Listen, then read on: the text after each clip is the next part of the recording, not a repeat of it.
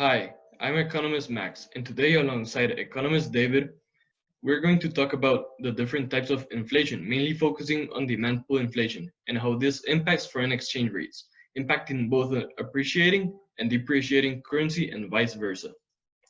Right here, I have a bill of around it's 100 Chinese yuan. But how much is this worth in US dollars? The short answer is not much. If we compare this to the current value, around 1 Chinese yuan is equal to around 15 cents. So this bill is equal to around $15. It is not that much. That's the idea of foreign exchange and the relative value of currencies between countries right now. From 1948 to 1949, near the end of the Chinese Civil War, China went through a period of hyperinflation.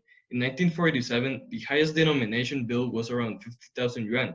By mid 1948, the highest denomination was 180 million yuan.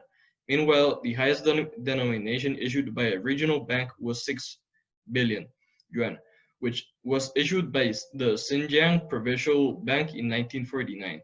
After the renminbi was instituted by the new communist government, hyperinflation ceased, with a revaluation of 1 to 10,000 old yuan in 1955.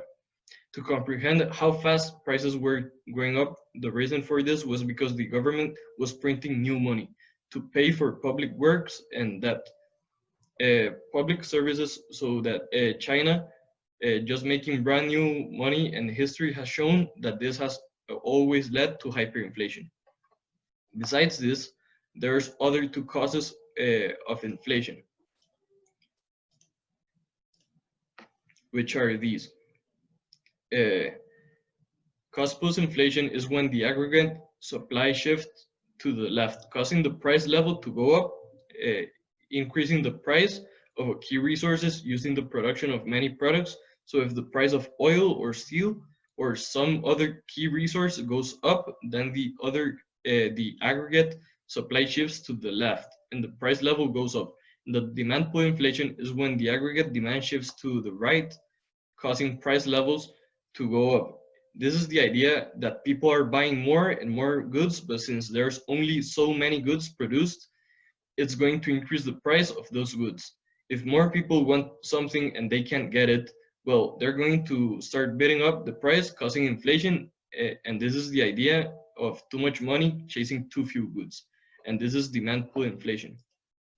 This is the symbol that we chose, the yin yang, a concept of dualism, describing how seemingly opposite or contrary forces may actually be complementary, interconnected, and interdependent in the natural world, and how they may give rise to each other as they interrelate to one another. Uh, now, me and my friend, economist David, are going to talk more about how foreign exchange rates are impacted by demand pull inflation.